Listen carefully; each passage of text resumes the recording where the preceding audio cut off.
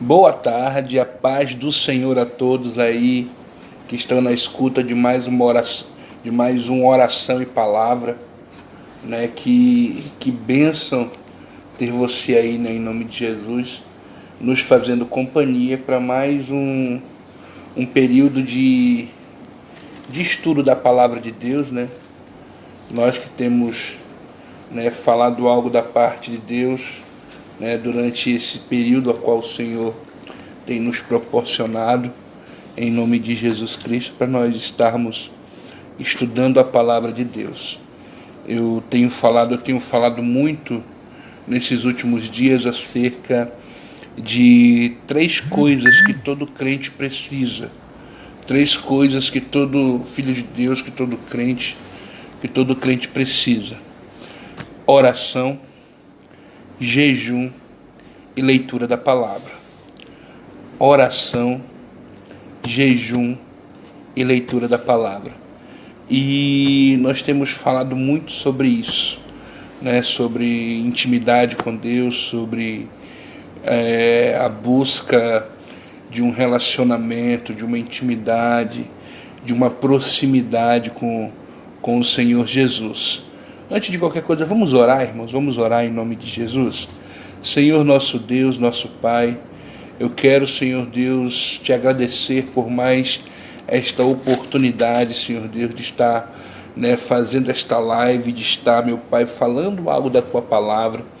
E eu te peço, Pai, abençoa poderosamente, Pai querido, cada homem, cada mulher, Senhor Deus, cada pessoa que ficar, meu Pai, nos acompanhando, o Espírito Santo nos acompanhando, Senhor, através dessa live. Abençoa ela, abre o seu entendimento, abre os ouvidos e principalmente que esta pessoa possa abrir o coração para que ela venha receber, Pai querido, a Tua palavra. Eu te peço, Senhor, em nome de Jesus Cristo, tira-me, Senhor Deus, da Tua aljava, como uma flecha, que eu possa atingir o alvo, que eu possa atingir o objetivo, Senhor Deus, a qual estamos fazendo esta live, que eu diminua e Tu cresça. Fala conosco. Eu preciso de Ti, Espírito Santo. Eu careço de Ti, Espírito Santo.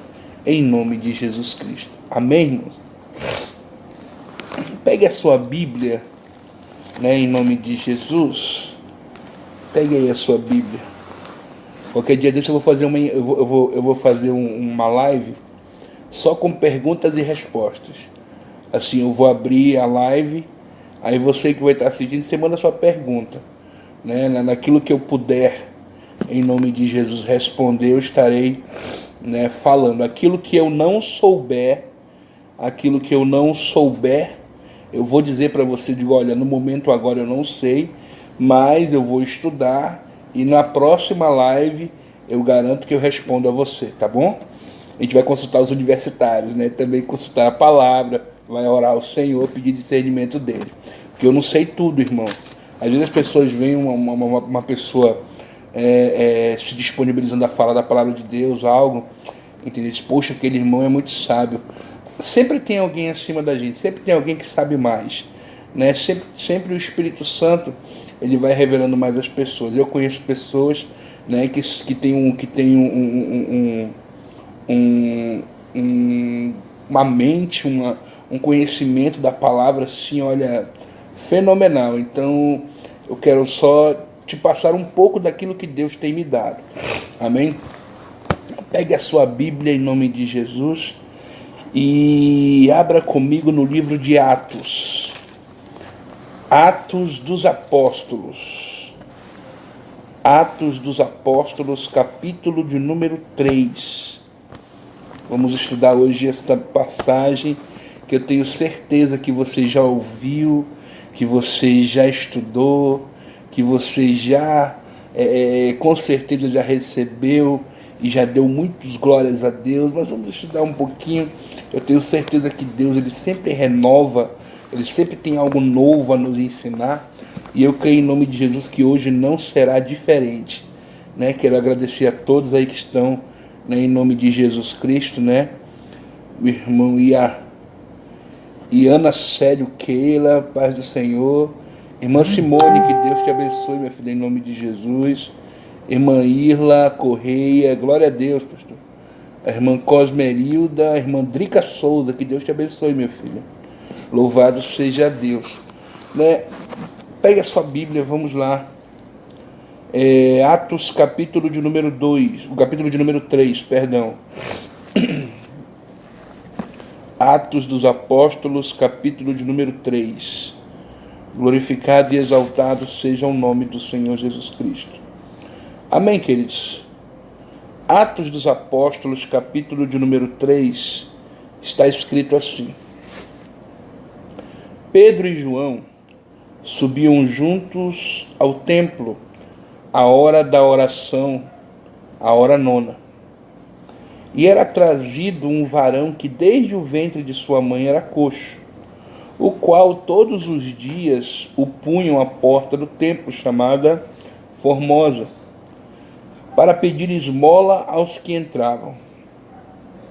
Ele, vendo a Pedro e a João, que iam entrando no templo, pediu que lhes dessem uma esmola. E Pedro com João, olhando fixamente nele, disse: olha para nós. E ele olhou para eles, esperando receber alguma coisa.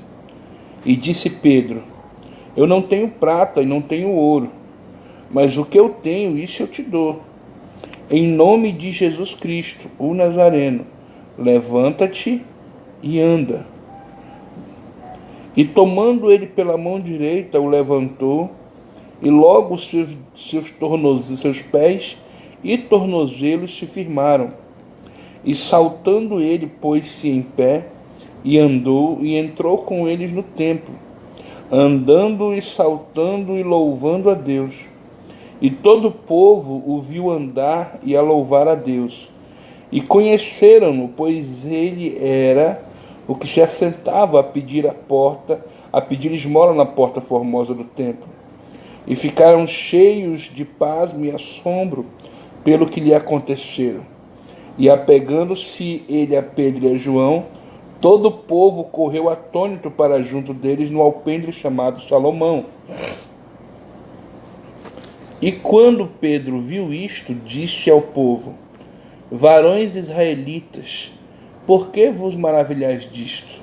Ou por que olhais para nós como se por nossa própria virtude ou santidade fizéssemos andar este homem?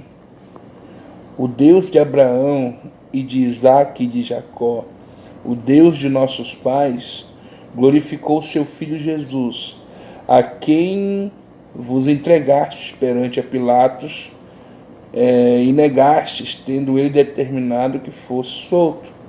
Mas vós negastes o santo e justo, e pedistes que se vos desse um homem homicida, e mataste o príncipe da vida, a qual Deus ressuscitou dos mortos, e do qual nós somos testemunhas. E pela fé no seu nome, fez o seu nome fortalecer-se, a este que vedes e conheceis. E a fé que é por ele deu a ele, e a fé que é por ele deu a este na presença de todos vós, e esta fé é perfeita. Amém, queridos? Louvado seja Deus. Vamos estar falando algo da parte do Senhor Jesus nestes versículos a qual nós lemos, não é verdade? Este texto, querido, mostra Pedro e João. Eles estavam se encaminhando ao templo. Eles estavam indo ao templo para a oração. A Bíblia faz questão de nos dizer, querido, logo no primeiro versículo, que Pedro e João subiam juntos ao templo à hora da oração. Ele menciona depois destas palavras, ele menciona depois o horário, que era a hora nona. Mas antes disso, ele fala que eles subiam juntos para a oração. Eles subiam juntos para orar, independentemente de qual horário era. Eles subiam juntos em prol, né, de algo, imagino eu. E eu creio, irmãos, em nome de Jesus Cristo, que é isto que Deus quer, querido, que nós venhamos, né, a ter nesses últimos dias. Aqui eu vejo a comunhão entre irmãos. Pedro e João subiam juntos, há uma comunhão, há uma alegria de estarem juntos para um determinado propósito, como diz lá no Salmo 133, quão bom e suave é que os irmãos andem em união, né? Andem num único propósito, andem numa única direção. Um povo unido é um povo que vence. Um povo unido é um povo que chega mais rápido no seu objetivo.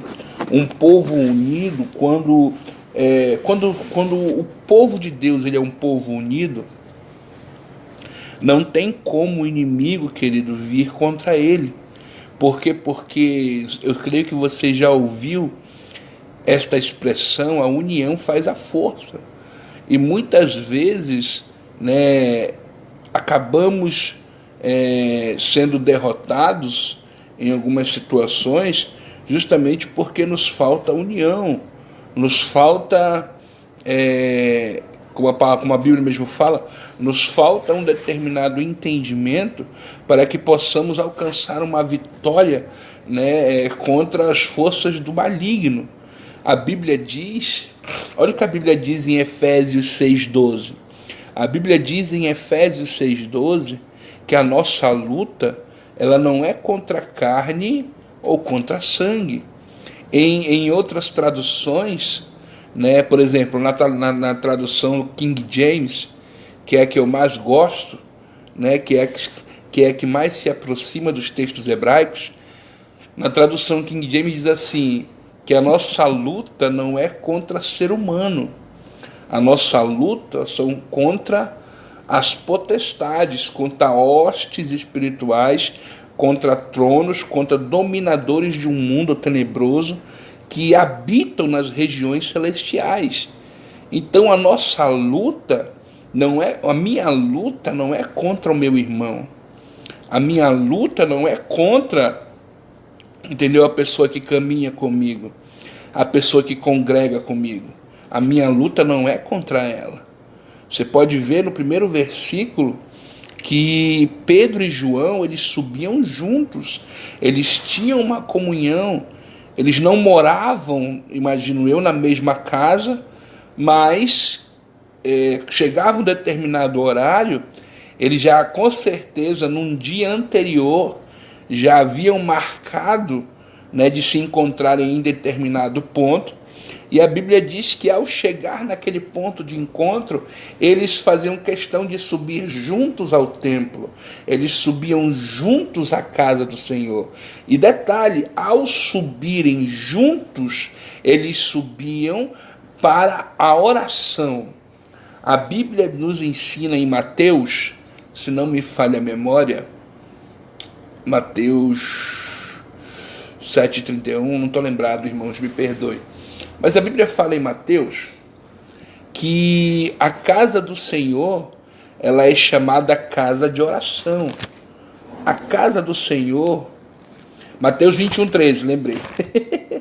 Mateus 21,13, a Bíblia diz que a casa do Senhor é chamada casa de oração, está aqui. Mateus 21,13 diz assim, disse-lhe o Senhor, está escrito, que a minha casa será chamada casa de oração. E quando eu vejo estes dois homens subindo, olha que maravilha, olha só que coisa linda. A Bíblia diz que além de Pedro e João andarem em comunhão, eles estão fazendo o que, irmãos? Estão subindo, eles estão crescendo, eles estão avançando, eles estão indo em frente. Não existe nada que faça com que eles recuem. Pelo contrário, eles estão subindo até a casa de oração, eles estão indo até a casa de oração, eles estão caminhando até a casa de oração, eles estão seguindo o caminho, percorrendo uma determinada distância até a casa de oração. E isso é resultado de comunhão. Isso é resultado, querido, de comunhão. A própria Bíblia diz: é melhor que sejam dois do que um. E os dois se apoiarão, os dois andarão juntos. Eu não estou falando só em relação a casal, não. Estou falando também em relação à amizade, em relação à comunhão com seu irmão. Eu vou repetir, eu falei isso ontem na live, e vou repetir isso hoje. Tem algumas pessoas que dizem aí, que eu acho que algumas vão ver esta live. Algumas pessoas dizem assim: ah, pastor, a situação está tão feia hoje em dia que eu não confio em ninguém. Amigo para mim só Jesus. Só que, irmãos, deixa eu dizer uma coisa para você. Se nós dizemos que o nosso único amigo verdadeiro é Jesus, entendeu? Como é que vai ser quando a gente chegar lá em cima? Amigo mesmo a gente vai ter só Jesus, os outros vão ser tudo colega, né? Vão ser tudo colega. Quando na realidade, irmão, a Bíblia menciona alguns versículos, né, que falam sobre uma amizade verdadeira. Por exemplo, vê a questão de Jonatas e Davi. Foi uma aliança de amor na amizade verdadeira. Jesus tinha os 12 discípulos como amigos dele, mesmo com as falhas deles. Mesmo com as falhas deles, Jesus tinha eles como amigos. Como Jesus mesmo disse: vós já não sois mais chamados de servos, mas são meus amigos.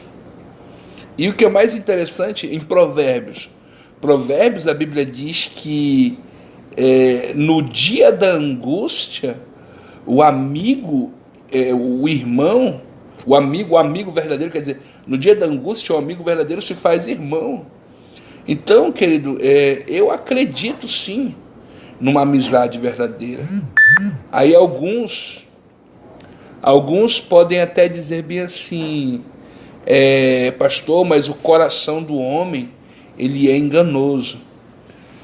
Irmãos, se você ler esse texto, que está em Jeremias, se não me falha a memória, a Bíblia diz que o coração do homem é enganoso neste texto, entendeu? Mas você tem que estudá-lo, né, digamos assim, de uma forma mais profunda. Você vai perceber que o coração do homem que é enganoso é aquele coração sem Deus. É o coração do homem que não tem Deus. Porém, o coração do homem que tem Deus, né, se ele for verdadeiramente vinculado à vontade de Deus, eu creio que este coração, irmão, além de, embora seja um coração humano, porque, irmãos, em nome de Jesus Cristo, eu quero que você compreenda isso. Todos nós, independentemente de quem seja, todos nós estamos sujeitos à queda. Todos nós. Independentemente do seu nível espiritual, sabe, da sua patente, vou colocar assim, espiritual, a própria Bíblia nos diz, a própria Bíblia diz assim pra gente: vós que estáis em pé, vigiai para que não caia. Então existe um determinado perigo aí em relação à queda. Pastor, o senhor pode me falar um texto bíblico que dê base para isso que o senhor está falando? Vamos colocar o Salmo 73. O subtítulo do texto é interessante, que ele diz assim: a prosperidade dos ímpios faz duvidar da justiça de Deus, mas o fim deles a demonstra. Esse é o subtítulo do Salmo.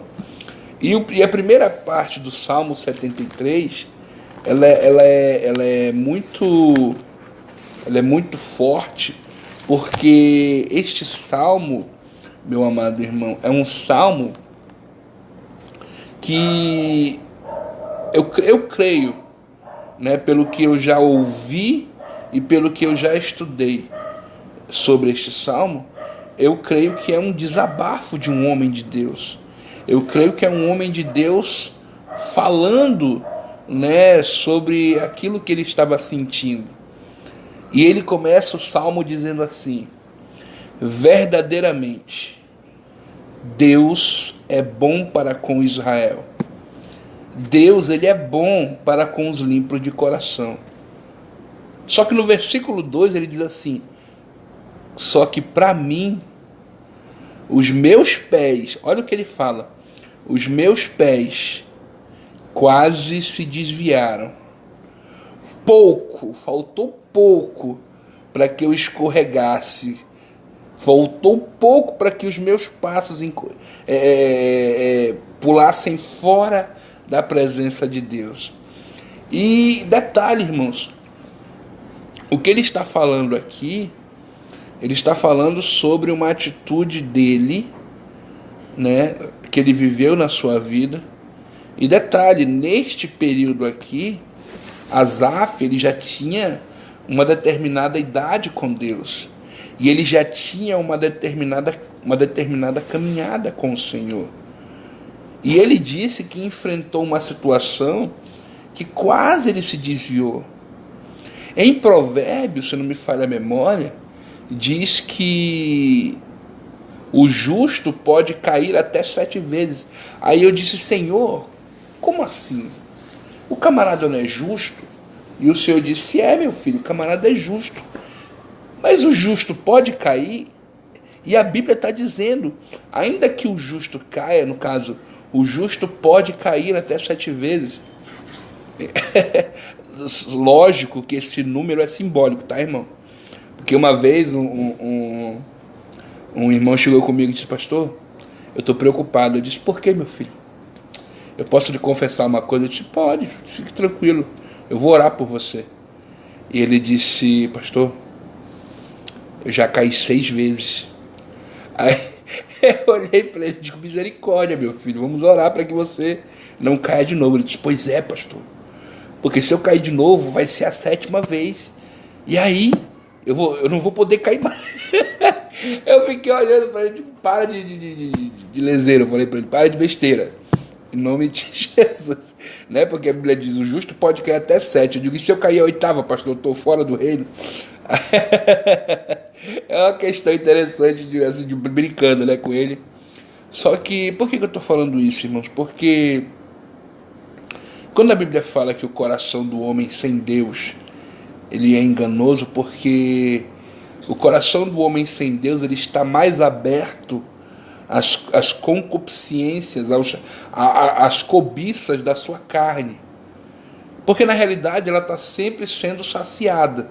E como a carne sempre está sendo saciada, aquilo que vai preenchendo o coração são coisas ruins. Um coração cheio de engano, um coração cheio de malícia, um coração cheio de egoísmo, de egocentrismo. Então tudo isso, quando a pessoa não tem Deus na vida, ele vai se enchendo. Agora, quando você vê um coração de uma pessoa que se arrepende, já é o contrário. O coração vai se esvaziando. Ele vai se esvaziando de todo o mal, de toda a mágoa, de toda a tristeza, de toda essa de toda essa maldade. Ele vai se esvaziando. Olha o que Davi fala no Salmo 119. No Salmo 119, no versículo 11, ele diz assim: guardei a tua palavra onde?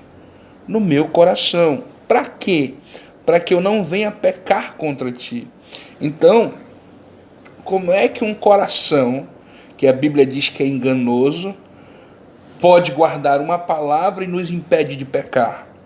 No livro de Ageu, se não me falha a memória, em Ageu, fala bem assim: aplique em teu coração os teus desejos, para que eu possa confirmar os teus caminhos.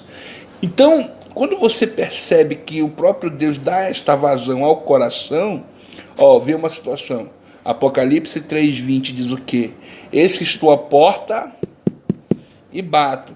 Nós sabemos que Jesus está batendo na porta de uma igreja, né? Jesus está batendo na porta de uma igreja.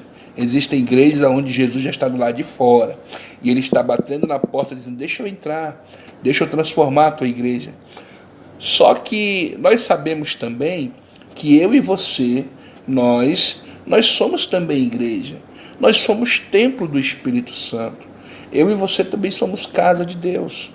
E ao bater na porta, nós costumamos pregar que Jesus bate na porta do nosso coração, para que ele possa entrar, para que ele venha, né, junto com o Espírito Santo, fazer morada em nossos corações. E aí o que acontece? O coração do homem que é enganoso é o coração do homem sem Deus.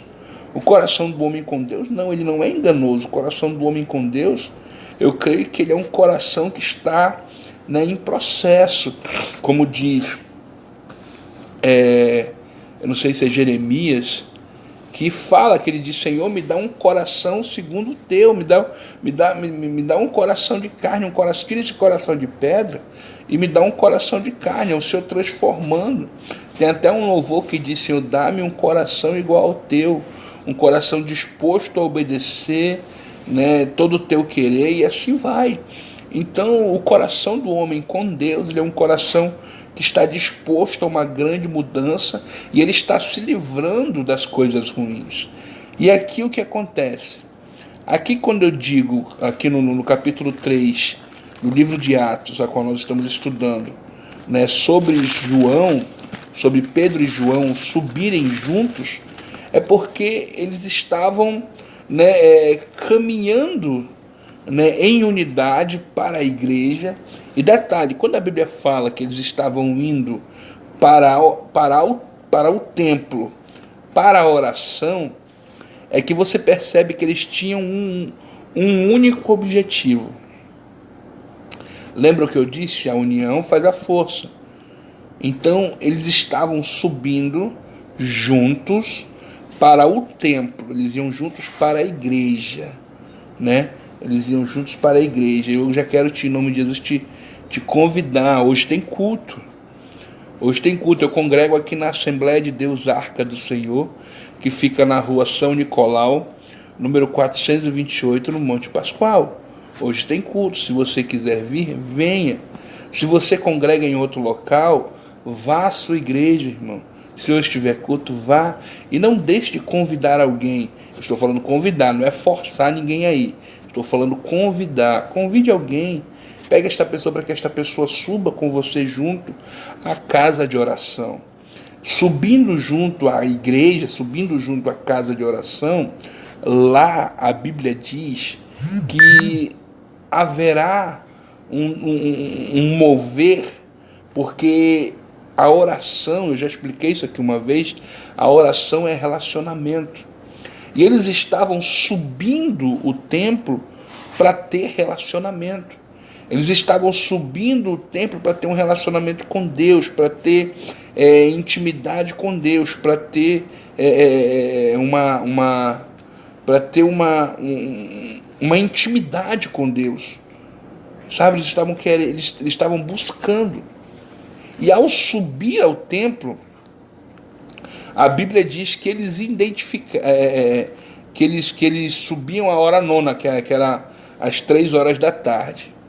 Aí no versículo 2, já vai informar uma outra situação que acontecia. Aqui diz que era trazido um varão desde o ventre de sua mãe, a qual todos os dias, olha só, todos os dias era colocado à porta do templo. Sabe, irmãos, eu vejo essa história. Eu creio que muitas pessoas, elas são colocadas à porta do templo. Eu imagino assim, muitas pessoas sendo colocadas à porta do templo. Olha só, era trazido um varão que desde o ventre da sua mãe era coxo, a qual todos os dias punham à porta do templo chamada Formosa para pedir esmola aos que entravam. Eu creio que existem muitas pessoas que eles vão à igreja, mas eles não entram verdadeiramente na igreja. É aquela pessoa que vai para a igreja buscando apenas algo. Ela não quer compromisso com o abençoador. Ela quer a bênção. Eu costumo dizer que essas pessoas estão na porta. Elas não entraram verdadeiramente. Elas não buscam verdadeiramente Jesus. Elas buscam aquilo que elas podem dar. Aquilo que Jesus pode dar. Ela não busca verdadeiramente uma intimidade com Jesus. Por isso que ela está à porta. Pode ver que a Bíblia diz que era colocada na porta para pedir esmola aos que entravam, né? Aí você percebe que muitas pessoas vão à igreja e vivem. Eu vou colocar nesse ponto e não, nesses pontos. E não me interprete mal, por favor. Muitas pessoas vão à igreja e acabam se contentando, vou colocar assim, com esmolas. Irmão, ora por mim. Irmão, apresenta isso aqui. Aí fica, e recebe aquele pouquinho na igreja, aí vai para casa, aí vive aquela frustração toda em casa, e quando não é no outro dia de culto, volta de novo, aí busca mais aquele pouquinho, mas só que busca para a resolução do problema, mas não busca aquele que pode resolver o problema. Ele quer a solução, ele não quer aquele que vai dar a solução. Ele quer a bênção, ele não quer o abençoador. E é justamente esse o maior erro. Por quê? Porque, olha só, a Bíblia diz que ele ficava na porta pedindo esmola. Se ele pedia para quem? Para outras pessoas. E esta atitude dele vai ser confirmada no versículo 3. Olha o que o versículo 3 diz. Ele, o que estava na porta, vendo Pedro e João que iam entrando no templo, pediu que lhes dessem uma esmola. Ele ia entrando no templo. São aquelas pessoas que já têm uma comunhão com Deus, que já têm um princípio com Deus, e eles viram ela entrando no templo. E ao ver ele entrando no templo, ele pediu uma esmola. E Pedro, a Bíblia diz no versículo 4, e Pedro, olhando fixamente para ele, a Bíblia diz que quando Pedro foi entrando, que ele pediu esmola, Pedro olhou assim, encarou ele. E ao encará-lo, eu imagino ele olhando para Pedro olhando para ele, a Bíblia diz que o rapaz que estava na porta Formosa, ele olhou para Pedro, e olha só o que diz aqui, ó, no versículo 5. E olhando para eles, esperando receber alguma coisa. É aqui também que está o erro de algumas pessoas. As pessoas vão ao culto motivados a receber algo de homens. E eu já falei isso algumas vezes e vou repetir. Irmãos, não espere receber algo do ser humano. Não espere receber algo do ser humano. Receba algo de Deus. Espere de Deus. É Deus que tem para te dar. É Deus que vai te abençoar. O ser humano é canal. O ser humano, ele é garçom. Independentemente de ele ter um título, ele está ali para servir.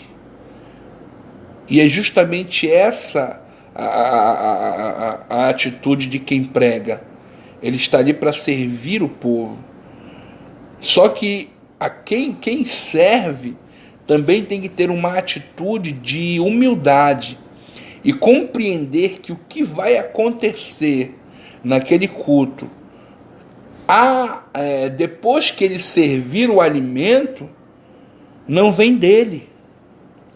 Depois que ele servir aquilo que Deus deu a ele, depois que ele servir aquilo que Deus deu a ele, ele tem que compreender e ser humilde bastante para entender que o que está acontecendo não é por causa dele. E hoje você percebe muitas pessoas, infelizmente isso, muitas pessoas falando: não, irmão, tu viu? Eu preguei e a unção desceu, foi forte. Eu cantei e a graça de Deus envolveu a igreja. Tu viu, irmão? Eu parei de pregar de tanta unção, não sei o quê, porque Deus manifestou a sua graça e aquela coisa toda. Sendo que, meus irmãos, a Bíblia diz que nada podemos fazer se do céu não for nos dado. A graça, a unção, o poder, a honra, tudo aquilo que acontece no culto, mediante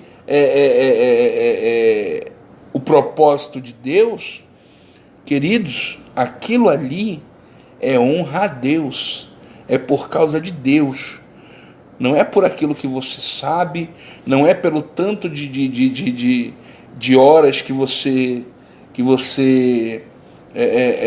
passa lendo a Bíblia ou muitas outras coisas. Por que você diz assim para mim: pastor, mas eu estudo a palavra para pregá-la, eu me esforço, eu jejuo.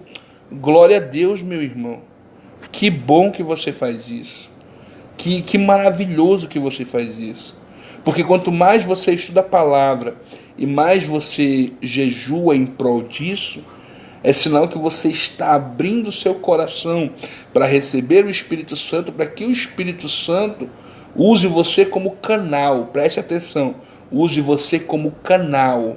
Você é canal, você não é fonte. A Bíblia diz que quando você permite que Jesus Cristo encha você, a Bíblia diz que fluirão rios de água viva de dentro de você. Só que o que acontece? A palavra fluir, ela é de sequência. Fluirão, né? Jorrarão águas vivas. Mas a fonte que vem de dentro de você não é você. A fonte que vem de dentro de você é o Espírito Santo. A fonte que jorra essa água é o Espírito Santo. Quanto mais você se coloca na posição, mais você abre o teu espírito para ser canal, abre o teu espírito para ser usado tremendamente por Deus. Eu sempre falo isso para os irmãos e eu digo o seguinte: irmãos, a alegria, preste atenção, a alegria de você ver um culto cheio do poder, pessoas batizadas com o Espírito Santo, pessoas sendo curadas, bênçãos. A alegria, ela é nossa. A alegria é minha como pregador da palavra, como pregador. Eu fico muito feliz em ver Deus manifestando o seu grande poder pela sua infinita misericórdia. Eu fico muito feliz. Esta alegria, ela é minha, ela me pertence, é uma alegria minha. Isso é meu. Agora, a honra, o louvor, tudo isso pertence, a glória, isso pertence a Deus. Toda a honra e toda a glória pertence ao Senhor. E Pedro, olhando para ele, a Bíblia mesmo diz que ele olhou para Pedro, olhou para João, esperando receber algo do homem. E Pedro, olha só como é. Outra coisa, para que você possa compreender. Muitas pessoas às vezes sobem no altar e dizem assim: irmãos, eu não tenho nada para te dar. Eu quero dizer uma coisa, que ele dê em nome de Jesus. Você tem sim. Se você não tem nada para dar, me perdoe, o que tu está fazendo ali em cima? Pastor, mas só acabou de pregar que não sou eu, que tudo quem faz, que não sou eu que faço, quem faz é Deus. Verdade. Só que o que acontece?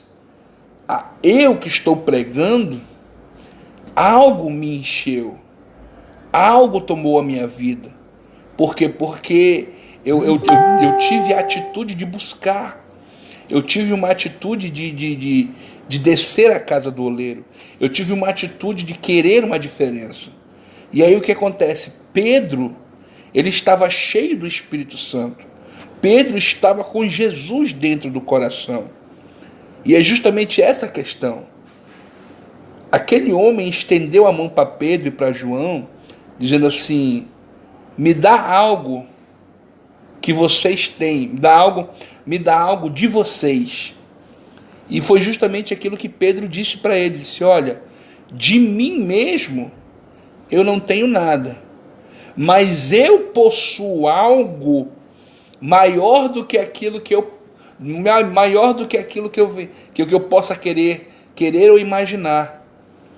Eu tenho algo que completou a minha vida. Eu tenho algo que me trouxe muita alegria. Eu tenho algo hoje na minha vida que dá sentido a ela. Quantas e quantas pessoas, né, hoje vivem uma vida sem um sentido, sem um preenchimento, vivem vazios, vivem a sua vida, mas no final da noite se sentem vazios. Foi justamente isso que Pedro ele quis dizer. Pedro disse: olha, eu estou vivendo hoje uma novidade que eu nunca tinha vivido. Porque eu tenho Jesus, e Jesus preencheu todo o vazio. Jesus preencheu tudo aquilo que faltava, tudo aquilo que me deixava triste, tudo aquilo que me deixava depressivo, tudo aquilo que me incomodava em relação a alguns outros. Tudo isso Jesus veio e preencheu. Diz o Salmo 23, o Senhor é o meu pastor e de nada eu sentirei falta. E tudo isso, irmãos, é algo maravilhoso, porque Pedro olhou para ele e disse assim: olha, eu não tenho prata e não tenho ouro. Sabe o que é engraçado? É que ele, o mendigo, o rapaz lá que era aleijado, ele esperava receber algo material, algo que viesse suprir, entre aspas, a sua necessidade momentânea.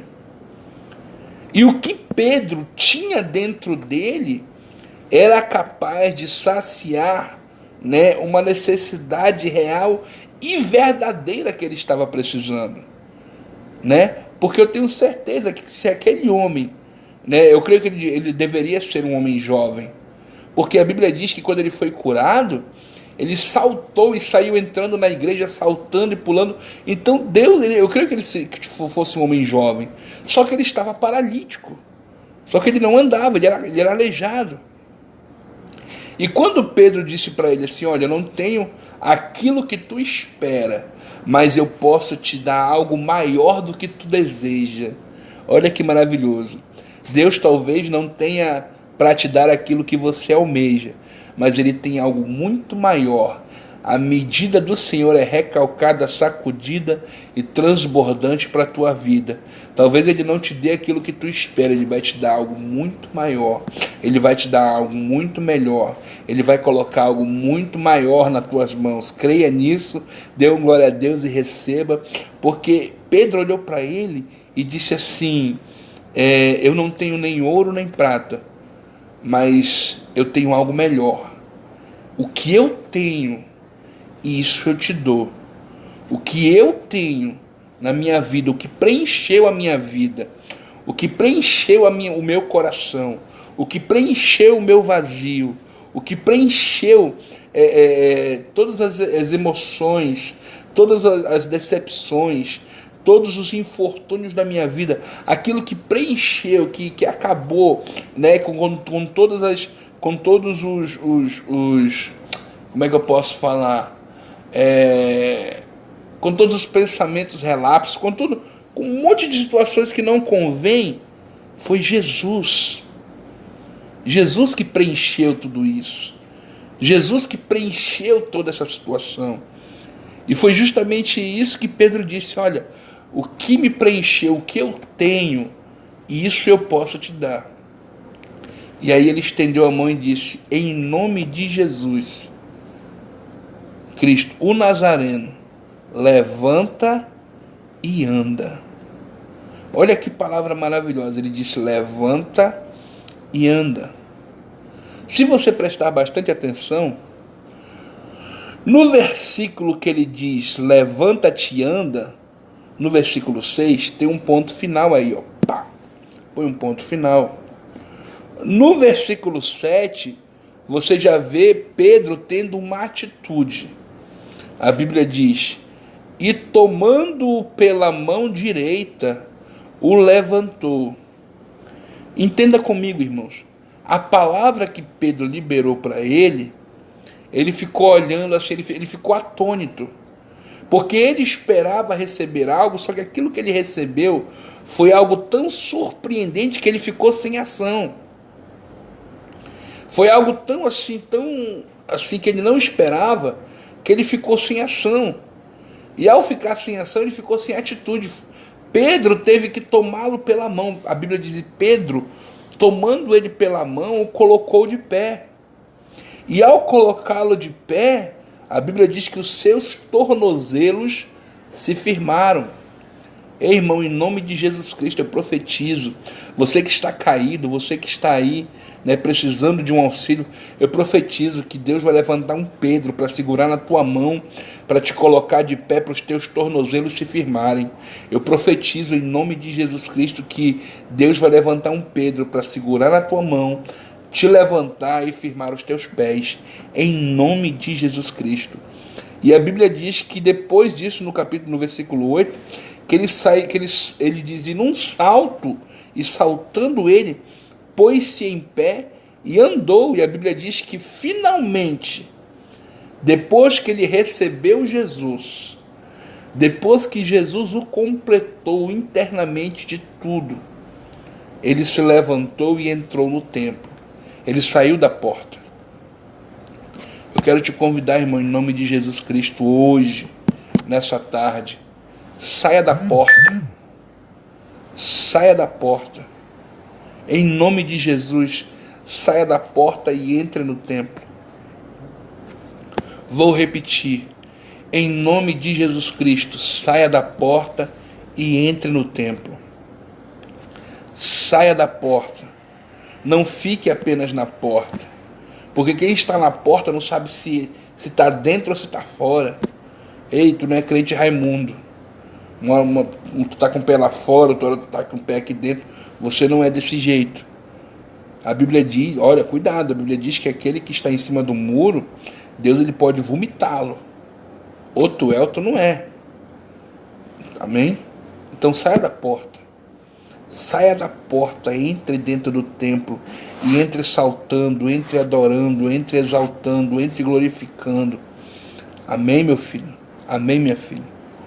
Então, receba essa palavra em nome de Jesus, que a graça de Deus esteja sobre a tua vida, que a unção do Senhor venha cada dia mais estar sobre você. Amém? Deixa eu orar por ti. Senhor, meu Deus e meu Pai, eu quero te apresentar a vida destas pessoas, Senhor, que ficaram, meu Pai, vendo esta live, Senhor Deus, que foram cheias da Tua palavra, que foram abençoados, meu Pai, através da Tua palavra. Muito obrigado, Senhor Deus, abençoa elas, dá a elas uma tarde, um final de semana abençoado. Eu te peço, meu Pai, em nome de Jesus Cristo. Creia, meu irmão, a vitória é tua, em nome de Jesus. Amém? Deixa eu ver aqui o pessoal. A irmã Simone, a irmã Diana, também falou aqui, a irmã Diana Santos, irmã Rebeca Souza, que Deus te abençoe, minha filha. Irmã Sabrina, o Regionildo Reis está assistindo esta live agora. Amém, que Deus te abençoe, Regionildo, em nome de Jesus. Irmã Sabrina, que Deus abençoe. Junho, meu filho, que Deus te abençoe também, em nome de Jesus. Que a graça do Senhor esteja sobre a vida de cada um de vocês, em nome de Jesus. Amém, queridos? Amanhã estaremos. Amanhã? Vai dar para me fazer amanhã? Eu não sei, qualquer coisa eu aviso. Eu faço amanhã, às vezes, assim, vamos ver como é que vai ser, tá bom? Deus abençoe a todos, em nome de Jesus.